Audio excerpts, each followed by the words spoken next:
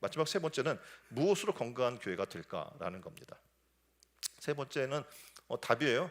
나사렛 예수의 이름의 권세입니다. 그러니까 하나님은 우리에게 이 권능을 갖게 되기를 원하신다는 거죠. 그러니까 예수의 이름의 권능을 받으면 달라지는 두 가지가 있어요. 여러분, 이 두 가지를 반드시 소유해야 됩니다. 그 첫 번째는 우리의 생각과 사고 방식이 완전히 바뀌는 거예요. 어떻게 된다고요? 생각과 사고 방식이 바뀝니다. 앞에서 말씀드린 것처럼 전에는 우리가 예수의 이름을 받기 전에는 항상 없는 것만 생각해요. 나는 할 수 없어요. 시간이 없어요. 물질이 없어요. 재능이 없어요. 건강이 없어요. 그런데 놀랍게도 예수의 이름을 받게 되면 어떡합니까? 우리는 할 수 있음을 고백하게 되는 거예요. 예수의 이름으로, 나사렛 예수의 이름으로, 그 이름의 권세로 우리는 할 수 있게 되는 줄 믿습니다. 우리는 승리하는 놀라운 사람으로 변화되는 거예요. 그래서 얘기해요. 난 할 수 있어. 주님 이름만으로 충분해. 이런 고백을 하게 될 줄 믿습니다. 우리가 살아나가면서 계속 흔들리고 연약해질 때가 있어요. 세상의 삶 속에서. 그때 우리가 외쳐야 될 게 뭡니까? 바로 예수 그리스도의 이름이에요. 그 이름의 권세, 그 이름의 능력을 여러분이 외치시길 바랍니다. 그럼 어떡합니까? 놀랍게도 하나님의 놀라운 은혜로 우리의 신앙의 삶이 할 수 있는 놀라운 능력의 은혜로 변화될 줄 믿습니다. 두 번째는 신앙 수준이 달라지는 거예요. 오늘 세 가지 신앙의 수준이 등장을 해요. 첫 번째 수준이 여러분이 지금 못 걷는 사람의 이야기입니다. 못 걷는 수준의 신앙이에요. 가장 낮은 수준이죠. 그러니까 성전 미문에 앉아서 오늘 하루 벌어 근근히 먹고 사는 수준이니까 어떻게 보면 무기력한 거죠. 무슨 역사가 있을 수 있겠습니까? 무언가 도움을 바라요. 그 성전에 와 있기는 한데 자기가 뭘 하려고 하지 않아요. 항상 남의 도움을 구하죠. 누군가 날 도와줬으면 좋겠어. 누군가 나의 신앙을 일으켜줬으면 좋겠어. 누군가 나를 좀 변화시켜줬으면 좋겠어. 하지만 어떻게 그냥 바라만 보고만 있는 거죠. 문 앞에 있지만 성전에 들어와 예배하고 하나님을 경험하는 사람들과 상관이 없어요. 자기는 은혜 받은 사람들이 던져주는 찌꺼기 같은 은혜에 만족하면서 하루하루를 연명하며 살아가는 사람들이에요. 성전에 와 있지만 성전 안에, 다시 말해 영적 세계 안으로 들어온 경험이 없는 거예요. 그러니까 어떻게 보면 그는 불신자도 아니고 기독교인도 아니어서 세상에 이리 치이고 저리 치이고 시달리면서 교회 안에서 그 은혜도 누리지 못하는 불쌍한 사람을 얘기하는 겁니다. 지금 사는 우리에게도 여전히 동일하게 발견되는 평범히, 그러니까 북미 지역에서 뭐라고 얘기하냐면 처치고어라고 얘기해요. 그러니까 교회 가는 사람이야 그냥. 네? 교회는 매주 교회 간다고 그래요. 교회는 가는데 아무 능력이 없고 은혜도 없고 나랑 교회랑 상관이 없는 사람인 거예요. 더 이상 교회 문 앞에서 서성거리는 신앙의 사람이 돼서는 안 되는 줄 믿습니다. 성전 안에, 신앙 안에, 그리스도 안으로 들어와야 돼요. 이왕 신앙할 거면 이제 어떻게 해요? 좀 만나야 되지 않겠습니까? 영적 세계를, 하나님의 세계를 만나야 되지 않겠습니까? 그저 바라만 보고 다른 사람이 그냥 은혜 받은 것만 쳐다만 보면서 살아나간 신앙에서 이제 바뀌어 나가야 됩니다. 어떻게 해야 됩니까? 예수님 만나야 되는 거예요. 본문에 등장하는 못 걷는 사람은 태어날 때부터 아예 걷지 못하는 사람이었습니다. 그러니까 단 한 번도 이런 경험을 해보지 못한 거예요. 영적 세계를 경험해보지 못한 거예요. 그 세계로 들어가 본 적도 없는 거예요. 당연히 어떡합니까? 그 세계로 들어갈 생각조차 못하는 거죠. 그러니까 그걸 바라보면서 너무 마음이 아픈 거예요. 지금 이 세대가 그와 같아요. 지금 세대가 뭐냐면 체념하는 세대라고 얘기를 해요. 그림을 보면 3포 세대를 거쳐서 M4 세대로 가면서 계속 포기를 하다 보니까 이제 삶이 어떻게 되냐면 체념하는 세대가 돼버리고 만 거예요. 안 돼, 그래. 난 할 수 없어. 내가 결혼 어떻게 해? 내가 어떻게 가정을 꾸며? 내가 어떻게 그런 삶을 꿈꿀 수나 있겠어? 하고 아예 포기해 버리는 거죠. 그러니까 일어나 보려고 시도조차 하지 않는 거예요. 그러니까 이런 체념의 모습이 이 세상에 있어서 안타까운데, 문제는 그래서 사는 거예요. 어떻게 사냐면 마지못해 살아요. 어쩔 수 없이 사는 거예요. 왜 그럴까요? 이 땅의 삶이 전부기 때문에 죽을 수는 없잖아요. 그래서 마지못해라도 사는 거죠. 그러니 이 땅의 삶이 전부가 아니라 영원한 하나님 나라에 속한 사람은요, 사명이 있는 거예요. 그들에게 가서 어떻게 해요? 나사렛 예수 그리스도의 이름을 선포할 사명이 있는 거예요. 그들에게 소망을 줄 사명이 있는 거예요. 체념한 그들에게 소망을, 꿈을 꾸게 할 사명이 우리에게 있는 줄 믿습니다. 그러기에 우리가 건강한 교회로 산다는 것은 그런 겁니다. 체념하고 꿈꾸지 못하는 세대에게, 절망적이어서 성전 문 앞에 앉아서 낭망적으로 앉아서 교회를 그냥 기웃거리며 바라만 보고 있는 사람들에게 찾아가서 은과 금이 아니라 나사렛 예수의 이름으로 체념의 자리에서, 포기의 자리에서 일어나라고, 그들의 손을 잡아서 일으켜주는 은혜의 역사가 있기를 주님의 이름으로 축원드립니다. 두 번째 신앙의 수준은 습관적 신앙이에요.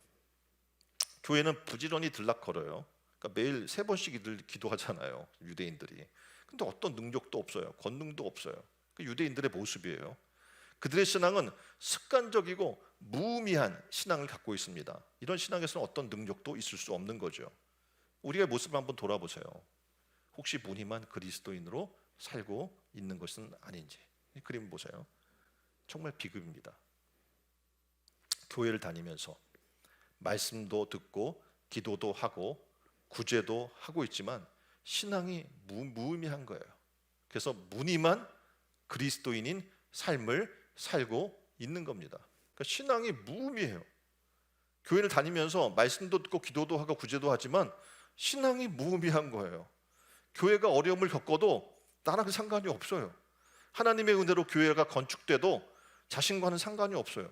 그냥 교회가 건축됐나 보다 하고 남의 일처럼 쳐다보는 거죠. 이 과정 속에서 얼마나 많은 하나님의 은혜와 얼마나 많은 기적과 얼마나 많은 고난과 눈물과 피땀과 그 눈물 흘림이 있었는지, 그 시간을 극복하면서 주신 영적 능력이 있었는지 경험치 못한 거죠. 그저 바라만 봤기 때문에, 습관처럼 교회만 다녔기 때문에. 따라서 신앙의 성장 절대 있을 수 없는 겁니다. 어제와 오늘, 내일도 그들에게는 기대할 새로운 신앙의 모습은 없는 겁니다. 그리고 비판 잘해요. 성전 미문에 앉아있는 사람 보면서 왜 저렇게 사니? 하고 비판은 하는 거예요. 그러면서 자신은 그럼 당신이 좀 도와주세요 라고 얘기하면 도와줄 은과 금이 없다고 얘기합니다. 왜 그렇습니까? 지금 내게 부여해 주신 예수 그리스도의 권능을 받지 못했기 때문에 그렇습니다. 내가 교회 나오고 복음을 듣고 있고 말씀대로 살아보려고 노력한 이 모습, 이것이 하나님의 기적이거든요. 그잖아요. 하나님의 은혜 아니고 내가 교회 나올 수 있어요? 없어요. 그 기적을 내가 만나고 하나님의 은혜를 내가 받고 있음을 깨달아야 돼요. 나 같은 자에게 생명의 복음을 주시고 정말 변하지 않고 내가 더디고 계속 넘어지고 상처투성이인 나를 하나님이 포기하지 않고 하나님의 사랑으로 끝까지 나를 붙들어 주신다는 그 사랑, 그 사랑 때문에 내가 지금 여기 있는 거잖아. 아직도 그걸 깨달아야 돼요. 아까 이야기 이슬비에 젖듯이 그 사랑을 내가 발견하고 깨달아야 되는 겁니다. 하나님이 나를 사랑하사 독생자 예수 그리스도를 주신 놀라운 그 사랑 안에 우리가 있고, 우리 안에 그 사랑을 부인할 수 없는 사랑의 흔적들이 있어요. 한번 여러분의 신앙을, 지금 46년 된 이 교회에서 뭐 10년의 신앙, 20년의 신앙, 30년의 신앙을 한번 돌아보세요. 하나님의 사랑의 흔적들이 있을 거예요. 그리스도의 흔적들이 있을 거예요. 지금도 포기하지 않고 나를 위해 눈물을 흘리시는, 나를 붙들고 계신 하나님의 사랑의 수준이 있습니다. 여러분이 그 사랑을 발견하고 다시 예수의 흔적을 확인하는 여러분 되기를 주님의 이름으로 축원드립니다.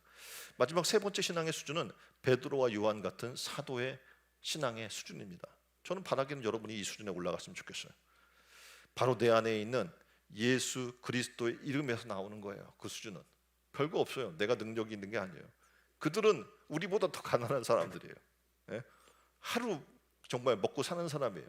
왜냐하면 뭐 전대도 없는 사람이고요, 옷도 2벌이 없는 사람이고요, 신발도 2개가 없는 그냥 여행자예요. 복음을 전하기 위한. 그러니까 아무것도 없죠. 그들이 가진 것 단 하나예요. 나사렛 예수의 이름이에요. 그 이름의 권세로 살아가고 있는 사람들인 거죠. 근데 우리가 제자가 되기를 원한다면 그런 거예요. 우리에게 예수 그리스도 이름의 능력이 없다면 우리가 뭡니까 도대체? 아무 능력이 없는 거죠. 하나님 바로 우리가 46년을 맞는 신촌 은혜론교회 성도 한 사람 한 사람이 이런 신앙의 수준을 갖기를 원하시는 거예요. 성령을 받고 말씀을 전파해서 3,000명의 사람들이 세례받도록 역사한 놀라운 기적을 만났어요. 근데 이 사람들은요, 아무렇지도 않게 또 성전으로 올라가요. 자, 이 정도 성공했으면 좀 쉬어야잖아, 그렇죠? 근데 어김없이 정해진 시간에 기도하러 올라가고 있는 베드로와 요한을 우리는 만나는 겁니다. 하나님은 우리가 이런 신앙을 갖기를 원하는 거예요. 변함없이 하나님을 사랑하고 변함없이 복음을 위해 달려나가고 복음을 놓지 않는 그런 신앙인이 되기를 원하는 겁니다. 자, 이제 우리가 창립 46주년을 맞으면서 베드로와 요한 같은 신앙의 수준으로 도전을 시작했으면 좋겠어요. 나는 안 돼가 아니에요. 내게 능력 주시는 그분의 이름으로 우리는 할 수 있는 거예요. 일어나 걸으라고 주님 말씀하면 아멘하고 일어나 걸으면 되는 거예요. 그러면 은과 금이 우리에게는 없지만 나사렛 예수 이름으로 명할 때 평생 그를 괴롭히던 장애가 떠나가고 그 사람은 걷고 뛰며 하나님을 찬양하게 됩니다. 예수 이름은 그 어떤 문제도 해결할 수 있음을 믿으시길 바랍니다. 우리는 돈만 있으면 어떤 문제가 해결될 수 있다고 생각을 하는 크리스찬이 많은 것 같아요. 그래서 그 자녀에게 자기도 모르게 예수의 이름이 아니라 돈을 벌어야 돼, 세상에 성공해야 돼, 공부를 잘해서 돈을 많이 벌어서 세상에 어떤 지위에 올라가야 돼를 학습을 해요. 누가? 그리스도인 우리가. 나사렛 예수 그리스도 이름으로 우리는 살 수 있어, 그 이름의 권세가 가장 커 라고 얘기하기보다는 그걸 가리키는 거예요. 그러니까 어떡합니까?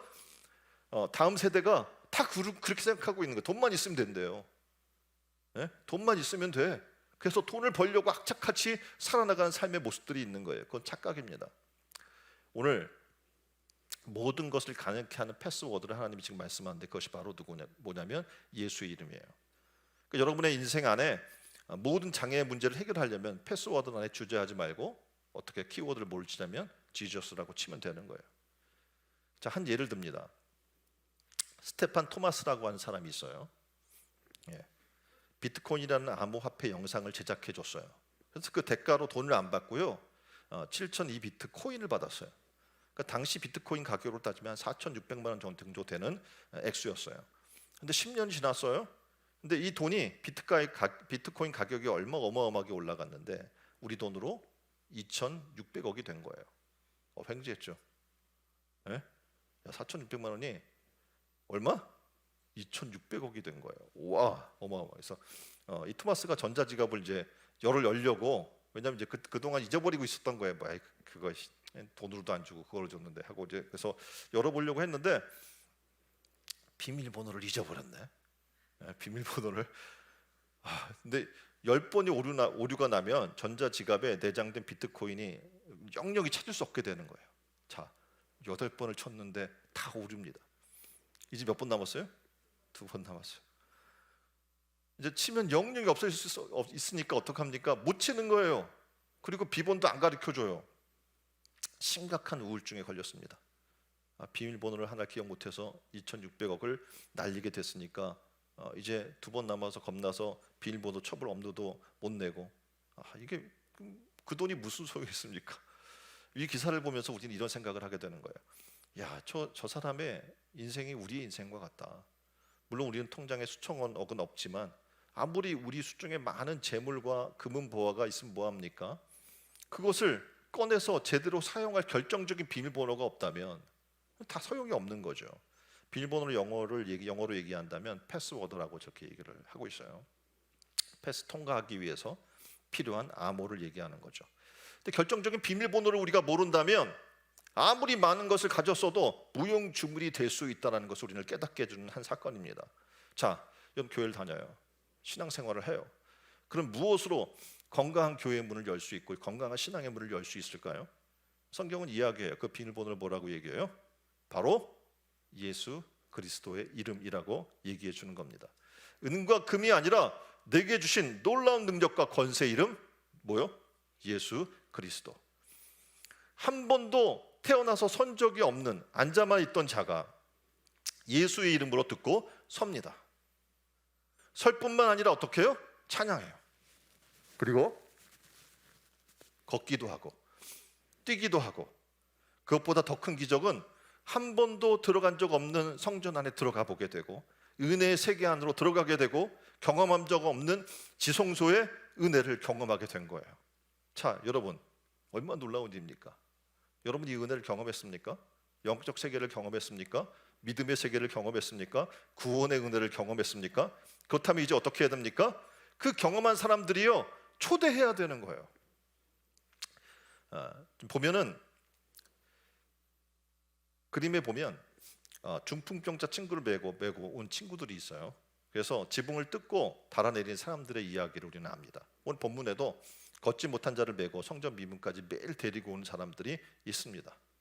그들은 궁극적인 만남을 주지는 못했지만 그들의 헌신과 매일의 수고가 베드로와 요한을 만나게 했고, 그리고 걷지 못하는 자에게 성령의 은혜의 역사로 만날 수 있는 기회를 이끌어 준 거죠. 자, 오늘부터 시작되는 5주간의 은혜의 축제가 지금 열리고 있습니다. 여러분이 할 수 있는 건 뭡니까? 홀로 설 수 없는 자, 홀로 걸을 수 없는 신앙의 안진뱅이 같은 사람들, 걷지 못하는 사람들을 어떻게 해요? 여러분 메고 오면 되는 거예요. 이 자리에 앉히면 되는 거예요. 그럼 어떡합니까? 하나님의 은혜를 만나게 될 줄 믿습니다. 예수 이름 믿는 우리에게 예수의 이름은 정말 감격스러운 이름입니다. 그리고 그 이름은 능력 있는 이름입니다. 예수의 이름으로 병도 고치고 귀신도 쫓을 수 있고 놀라운 구원의 은혜도 있어요. 이것은 뭐와 같냐면 옛날에 마패 아세요? 어사들이 갖고 있다는 마패. 암행 어사는 겉모습으로 볼 때 굉장히 초라하게 입고 다녀요. 그렇죠? 허름한 집신에 뭐 이렇게 해서 뭐 그 신분이 대단한 사람처럼 보이지 않는데 그 신분을 증명해 주는 게 뭐냐면 그 마패입니다. 하나님은 우리에게도 예수라고 하는 마패 같은 이름을 줬고 그 이름의 능력도 보장해 주고 있습니다. 우리의 능력이 아니라 바로 예수 그 이름의 능력을 믿고 선포하고 사는 신촌 은혜로운 교회 성도들이 다 되기를 주님의 이름으로 축원드립니다.